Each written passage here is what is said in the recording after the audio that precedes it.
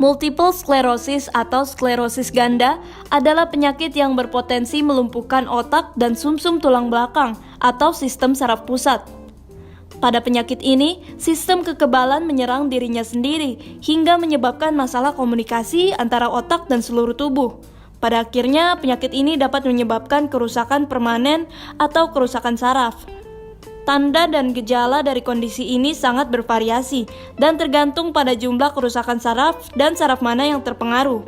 Maka dari itu, simak penjelasan mengenai multiple sclerosis atau sklerosis ganda bersama Dr. Nurullah Armantia Tasrif, spesialis bedah saraf berikut ini. Apa itu multiple sclerosis atau sklerosis ganda? Multiple sclerosis adalah gangguan yang terjadi akibat penyerangan dari sistem kekebalan badan kita sendiri yang awalnya berpengaruh terhadap selaput si pembungkus saraf. Nah, pada perkembangannya dia tentunya akan bisa terjadi di bagian mana-mana tergantung daerah yang kena, diakibatkan oleh si sistem si badan itu sendiri. Apa penyebab sklerosis ganda? Penyebab buat yang kayak secara pastinya hanya bisa dikaitkan dengan faktor risiko. Jadi kalau misalnya faktor risiko itu dikatakan bahwa potensi terjadinya lebih banyak pada wanita, rentang usia sekitar 20-40 tahun.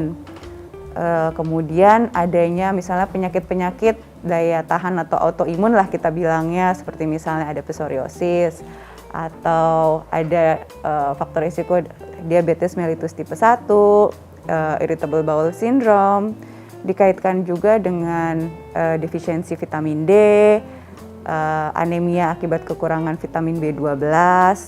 Faktor risikonya juga lebih terutama sebetulnya untuk di Asia tidak terlalu tinggi, tapi lebih banyak menyerang kepada Caucasian Eropa, terutama di negara yang mengalami pergantian 4 musim. Faktor risikonya sebetulnya banyak, tapi penyebab bagian mana yang memberikan pemicu secara aktif itu tidak bisa diinginkan secara langsung ya, seperti mana kita tahu kalau misalnya autoimun akibat dari reaksi istilahnya ada yang setting pada badan kita yang tidak bisa diketahui secara pasti. Terkait juga kadang dikaitkan dengan infeksi, itu Epstein-Barr virus, dan walaupun belum terbukti secara pasti, yang kejadian yang coronavirus itu juga dikatakan ada kaitannya, sehingga memang secara apakah rinci secara spesifik belum bisa dipastikan secara pasti. Itu adalah pemicu faktor-faktor risikonya. Bagaimana gejala sklerosis ganda?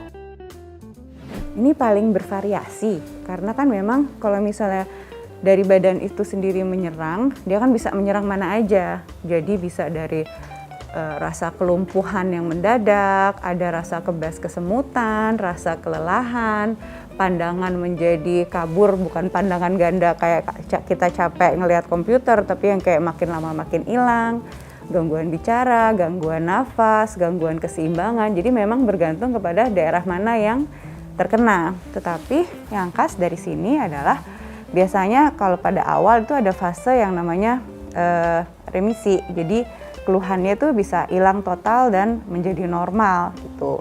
Dan tentunya nanti ada fase remitan, yaitu dia kemudian kambuh lagi. Jadi kalau gejala secara klinisnya ya tentunya bisa bervariasi dan terkadang membingungkan.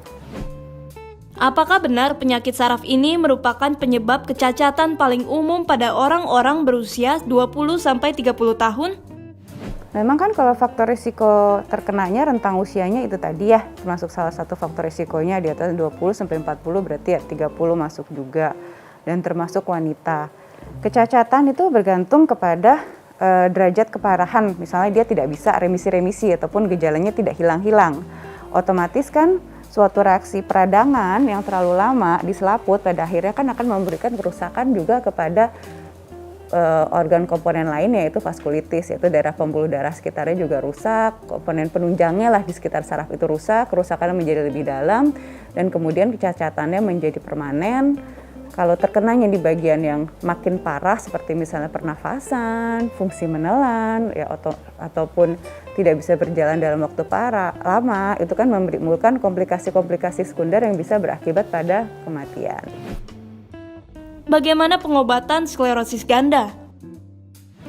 Tentunya kalau misalnya ada suatu underlying disease-nya, yang kita coba terapi kalau misalnya memangnya ada. Tetapi untuk sesuatu yang autoimun, yaitu imun pada diri sendiri, itu tentunya kita menurunkan si respon peradangan itu dengan obat-obat seperti kortikosteroid.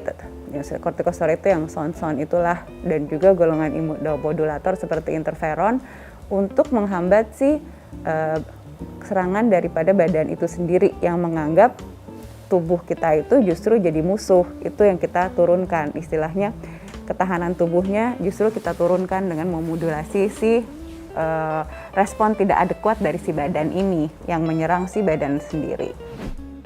Bagaimana pengobatan untuk meredakan gejalanya? Meredakan gejala memang yang tergantung mana. Kalau misalnya di underlying dipicunya dia punya gula, DM ke arah situ, irritable bowel syndrome, jadi terapi-terapi yang ke arah situ juga. Jadi memang tergantung apakah ada underlying disease yang kita terapi. Tetapi kalau untuk yang modulasi serangan terhadap si sarafnya ya dengan obat kortikosteroid ataupun yang golongan interferon untuk memodulasi serangan sistem kekebalan tubuh. Demikian pembahasan kali ini mengenai multiple sclerosis. Saya Dr. Nurullah Armita, SPBS. Sampai jumpa pada pembahasan berikutnya.